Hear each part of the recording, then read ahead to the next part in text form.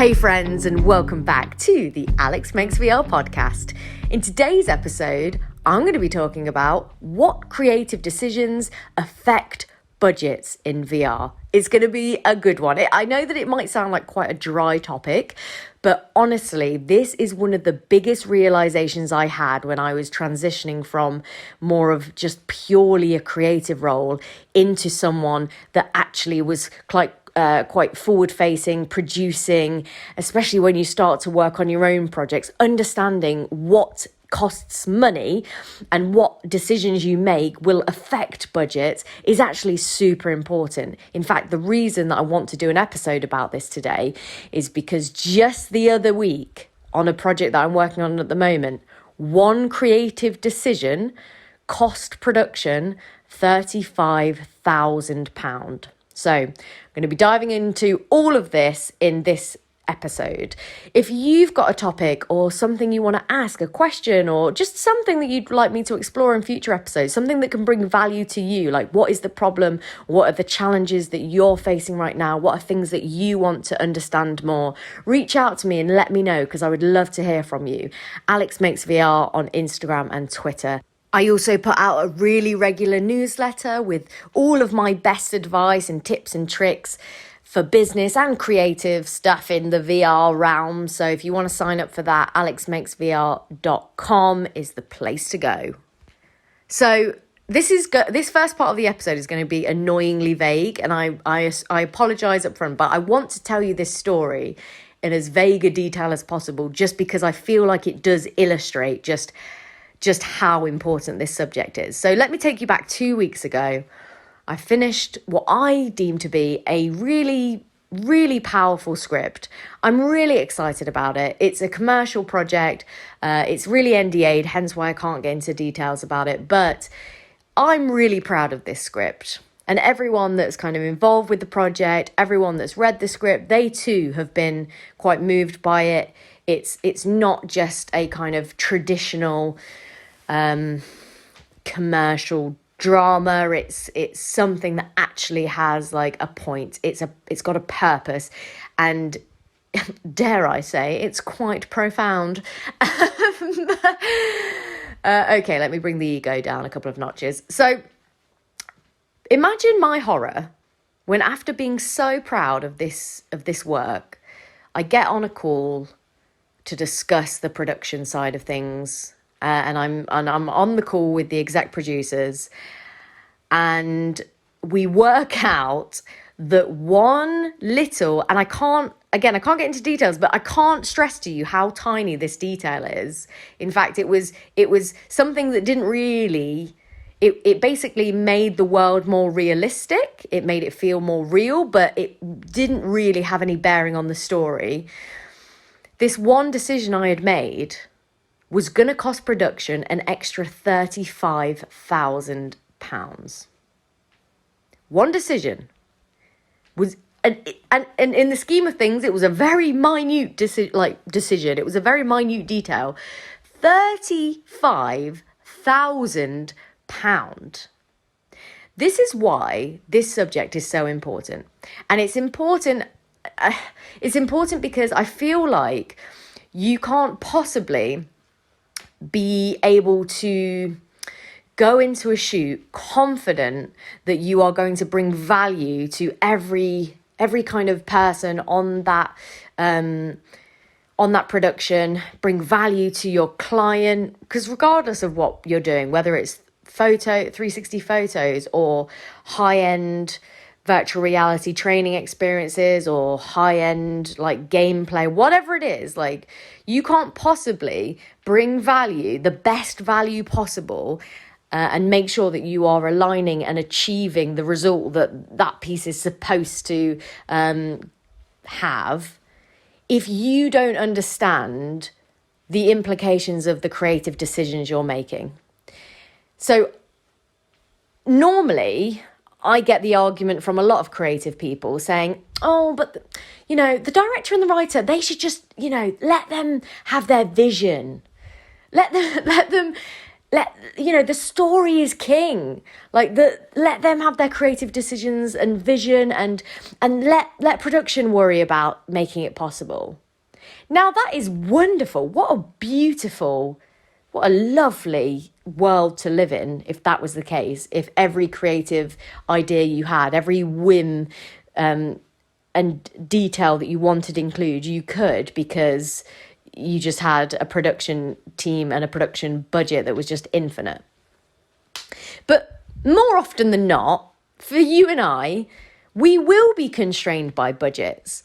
And especially if you're working in the B2B world, the business to business, where you're working for another organization. That organization wants value for money, even if they want something that is inspiring and profound. And all of these things that I genuinely believe this piece that I'm working on is, they still don't want to pay 35 grand for something that realistically is, I mean, yes, it's going to make it feel a little bit more realistic, but really it doesn't have any bearing on what the piece is supposed to achieve. So when I direct and produce 360 pieces, some of the creative decisions that I think have impact on budgets kind of can be boiled down to 3 categories. And that is the location, the characters, and the actors. Nope, that's wrong. But you know that this is a one-take show. So location, characters, which kind of is actors, and action. That's what I meant to say. Location, characters, and action. These are the 3 areas that you need to have in mind when you are making your creative decisions. Keep in mind how those things will affect budget. So, for example, locations. If you're working with a client and they would really love, we want this to feel extravagant. And in fact, let me give you an actual example, because that'll probably be more helpful.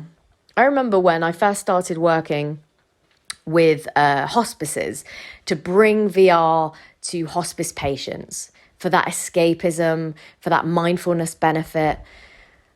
One of the things that they wanted was a VR experience of being on the beach. Because naturally, like, when you are stuck in a hospital bed nearing the end of your life, the furthest thing from that is sitting on a beautiful, sunny, sandy beach, listening to the waves. And if any of you have watched my TED Talk, like, this is like the opening story that I tell. And the truth is that for a while I thought about, like, oh God, how am I gonna, I want the most perfect beach in the world. Like, I want this to be like the most exotic, beautiful thing. Could I go to, Indonesia, or could I go to the Seychelles, or somewhere like where the beaches would be absolutely phenomenal? Just think about what the budget implications of that would be. For myself, like, imagine how much I would have to spend to get over to those places to get what I thought in my head would be like, okay, well, that's the absolute dream scenario. And then I kind of reined it in and I thought, what does this need to achieve? This needs to be a stunning, gorgeous beach on a beautiful summer's day.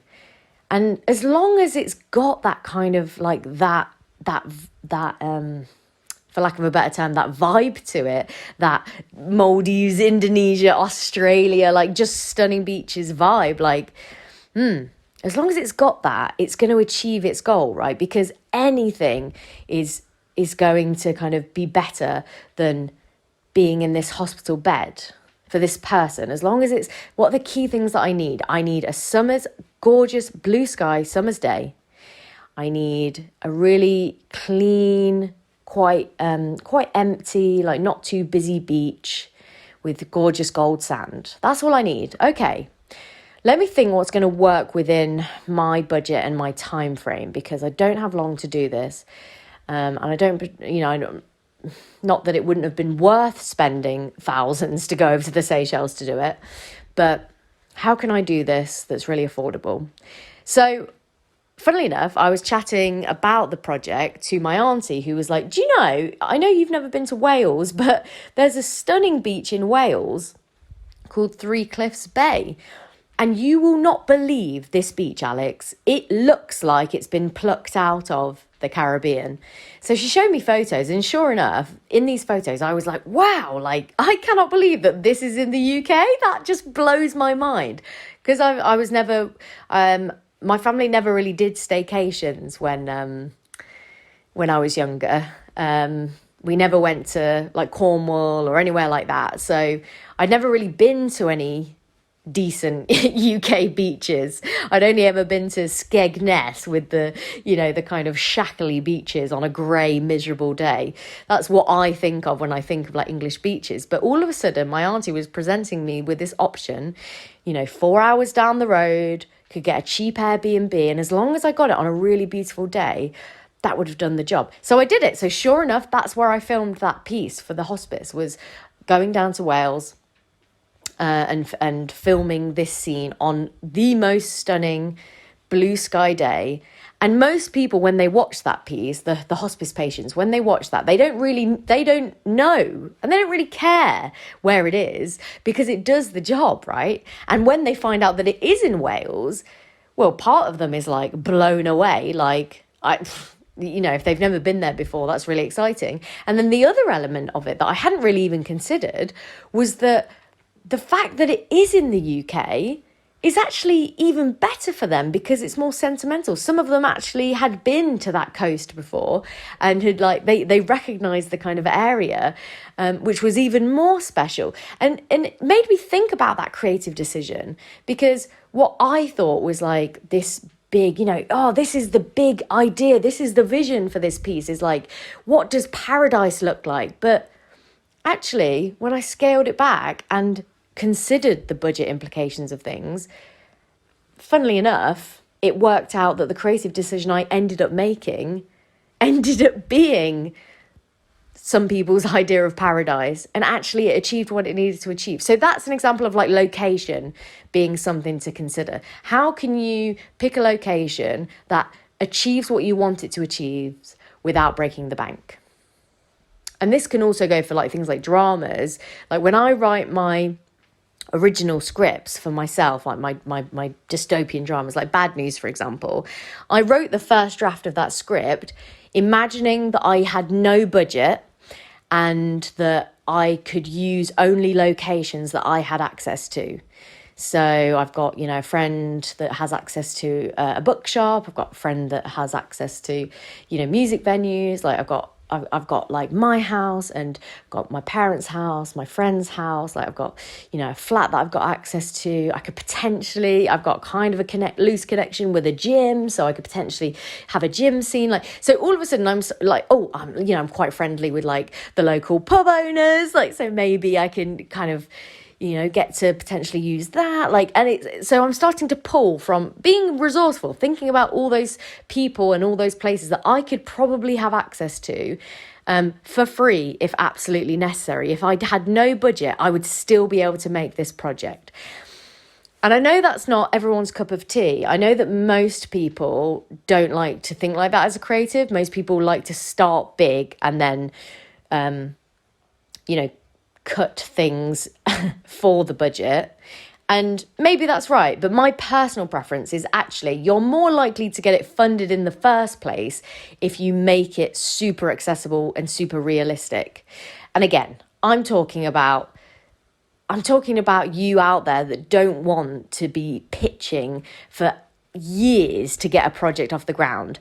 If you want to actually make this your day job, if you want to actually be able to do this and be able to do it regularly, and you don't want to spend months after months of begging people for money or trying to get the right fit, finding a production company that will take a chance on your idea or whatever it might be, this is absolutely an avenue that I preach, because I think for so long we've been sold this myth that as a creative you should be able to just be like, oh, have a vision, be a visionary, and you know, and what will be will be. It's like, no, that's such bullshit. Like, even I feel like I've said this on a previous episode, but even Martin Scorsese, one of the best film directors of all time, has all of the the experience in the world of making huge amounts of money for movie studios.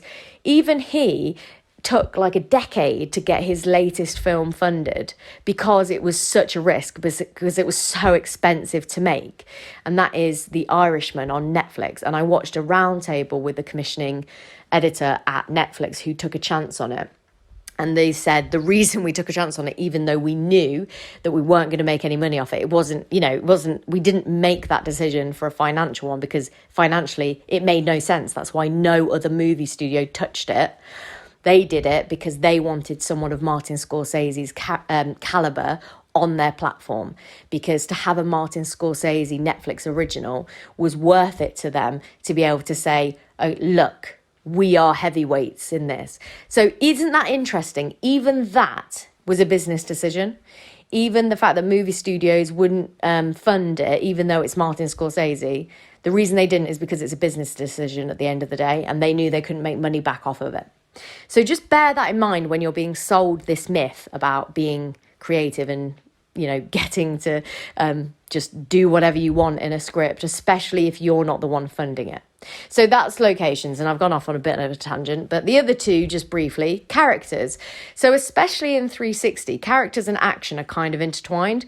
The more characters you have in a scene, obviously, the more you're paying in terms of actors' fees, costume fees, makeup and wardrobe, transport, catering on set.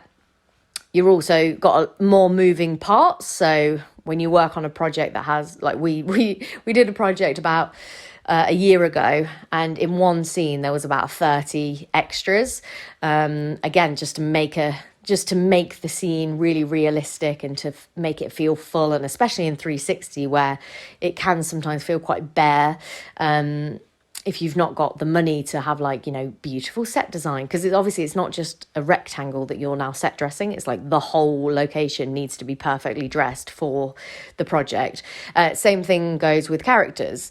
How many characters do you need in the scene? Well, if you've got 30 extras plus then the two main characters that are in that scene, how much money is that costing? Not only how much money is that costing, how long is it going to take to get that scene? Because obviously, again, with especially 360, you don't have the luxury of cutting between takes. You can't use a little bit of take 1 and a little bit of take 10 because the dialogue in the first bit was great and the dialogue in the second bit was better in the 10th take. No, it has to be one take. Of course, depending on your directing style, because if you wanted to, naturally you could cut in and out, but then I would argue that is a terrible idea and you probably shouldn't do that in 360. That feels more like a traditional film. Why are you doing it in 360 if you want to do that? So if you are doing it in 360, having so many characters in a scene can become really expensive, because it's not just how many fees you're paying for all those actors to be there, but it's also the amount of time that it takes to get that scene right. In fact, again, similar story, did a project where there was, I think it was 9 actors in a scene. It was about a 4-minute long scene, 9 actors, all had to perfectly deliver their lines all in one take.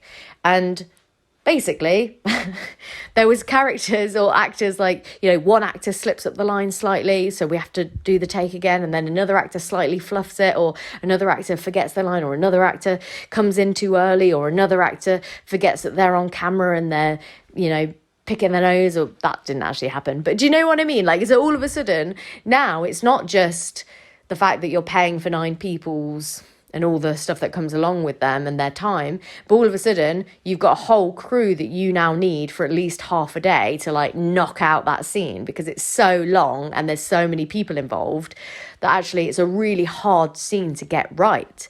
So that becomes like a creative decision. And I wrote that script for that particular thing, and I do think in hindsight I probably should have made the script that opening scene a little bit shorter, or have had less characters speak.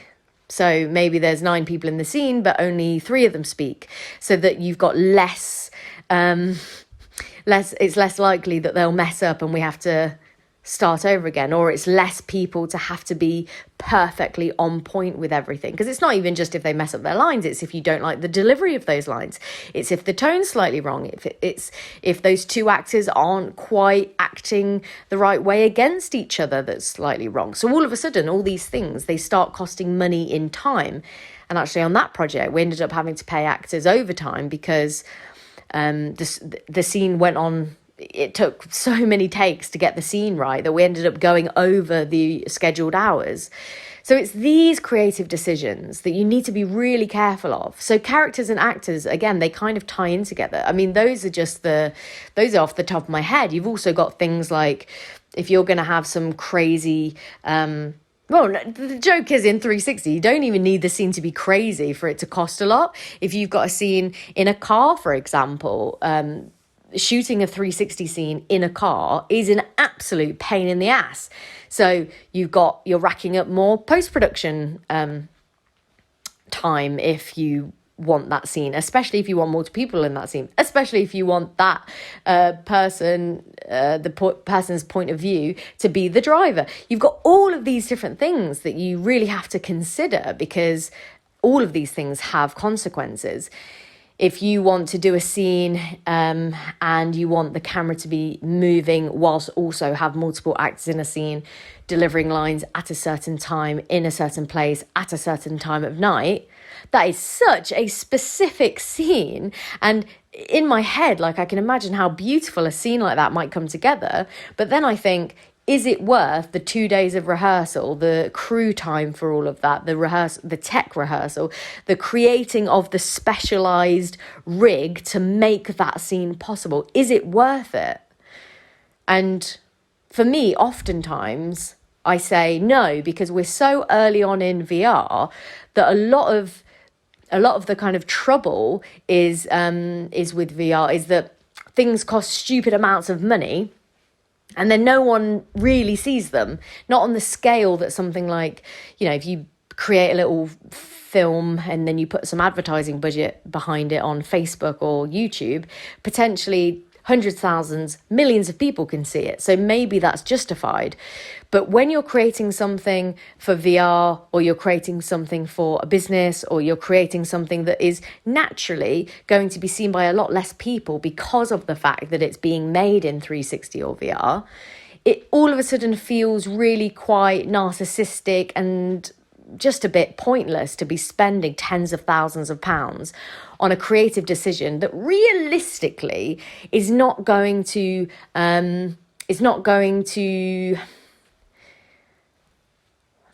am I trying to say here? I feel like do you get it? I feel like you get it. You listening right now, I'm sure you kind of get the point that I'm trying to make. It just feels to me like stupid to make creative decisions that cost tens of thousands of pounds when at the end of the day, you know that the piece won't be seen by a huge amount of people. And that's not to say that there aren't amazing creative pieces that are art and, they are regarded as pushing the boundaries, and the reason they were made and the reason it was worth spending all that money was just to test a theory. But oftentimes the pieces that those people are referring to, I just think, you maybe could have achieved it on like a fifth of the budget though, if you'd been like savvy, if you'd really thought about what the point was and what you were trying to communicate to an audience. I feel like maybe you could have spent that money on actually distributing a project, marketing it, getting it out into the world. And this is the constant balance that we have to tread as creative entrepreneurs, is because that's what we are, right? Even if you are a pure, you're not interested in the career and business stuff, you're purely interested in the creative side of things. Even then, this should be front and center for you, because we're not living in a world anymore where, it's 1 out of 1 million filmmakers gets a shot, and that studio then throws stupid amounts of money at it and stupid amounts of money at the marketing, and voila, career made. We're living in a world where we're doing everything is micro projects on what we would consider in the industry micro budgets. If you consider that like a feature film is considered a micro budget right up until, I think it's considered like 50 million, or maybe it's a little bit less than that, like 10 million, 20 million, that's still considered a micro budget feature, to my knowledge. Or I could be wrong. It could be like up to 1 million or something, but it's still a stupid amount of money. Like you and I might consider a micro budget to be like, you know, £100 and a Greggs sausage roll for everyone who's taking part. But I feel like the industry is calibrating differently now because of the age of user-generated content, because of the fact that everyone can be a filmmaker now because they've got the equipment in their pocket. Because of that, we are building the VR and 360 industry from that context. So we won't have the luxury of what the cinema pioneers had, which was like spending stupid amounts of money and time, because you knew that at the end of the day, because there were so few things for people to entertain themselves with, something new and exciting like that could be like really like draw a crowd. And even then, I'm sure if you dived back into the history of cinema, it would probably be that there were like how many tens of thousands, if not hundreds of thousands of people experimenting in the medium, ended up leaving it because it was too expensive to sustain. Oh, I've gone on such a ramble here. I don't know where I'm going with this point, which is not great for a podcast host, but I feel like the takeaway message is please, please, please understand the budget implications of your creative decisions. Because the truth is, even in entertainment, even if tomorrow Netflix launched a VR originals department and they were looking to commission stuff, ultimately, unless the person pitching it, well, even as we've seen, even if they are Martin Scorsese's kind of caliber, the final decision will always be made from a financial one. Why does Netflix invest in certain shows and not others? It's because those shows bring people to the platform, and people on the platform means they're paying subscription fees. It's a business at the end of the day. Even, you know, the only stuff that, and even then, even like the arts and things like that is still a business. And I think if more creatives and more artists and more people that don't want to think about the business side of things, if more of them can open their mind and start to understand the other point of view, to think about what implications their creative decisions make, they'll probably get more stuff made, to be honest. So that's it. Those are my rambles. Those are my thoughts on the subject. Just had to get it out because it was front and center after this discussion that I'd had with the exec producers the other week. So I hope you enjoyed this. I hope that was helpful. If it was, please reach out and let me know. Tell me about the projects that you're working on and maybe any creative decisions that you realize you've made now that would be completely financially unfeasible. I would love to hear those anecdotes. I would also love if you were already aware of this stuff and like tell me about some times that you have changed your creative decision to fit a budget. Let me know, because I know also that the other side of this, just to quickly wrap this rant up, is that we creatives can sometimes get annoyed when we pitch stuff to clients and then they go, oh, yeah, but well, we'd rather just have a piece to camera, to be honest.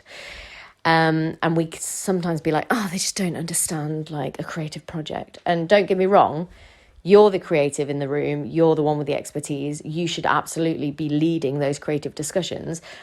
But what you need to connect the dots is that your creative vision clearly isn't aligning to the results that they want from the piece. So if you're pitching a marketing video for a dentist and you're pitching something that's so wildly amazing and awesome, but ultimately might be a little bit hit and miss, and they don't want to spend 10 grand on it, they want to spend 2, and actually the ROI of like doing it, the difference between doing a $2,000, a bit more basic, still creative, but a little bit more drawn in, will probably have the same impact or only slightly less impact than that 10K really jazzy, over the top, out there idea.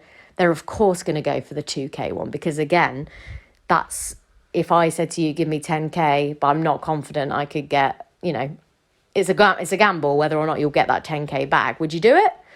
No. But if I said, okay, give me 2K and I'm 90% certain that you'll get 2K plus more back, would you do it? Yes. So always try and think of things through the lens of the person funding it. If you're funding your own projects, always think about the creative decisions that you're making and how they impact the budget ahead of time, because you're more likely to get your shit made. Okay, reach out to me on social media, Alex Makes VR on Instagram and Twitter. Sign up to my newsletter, please. I would love it. I love hearing from you guys. alexmakesvr.com to sign up for that.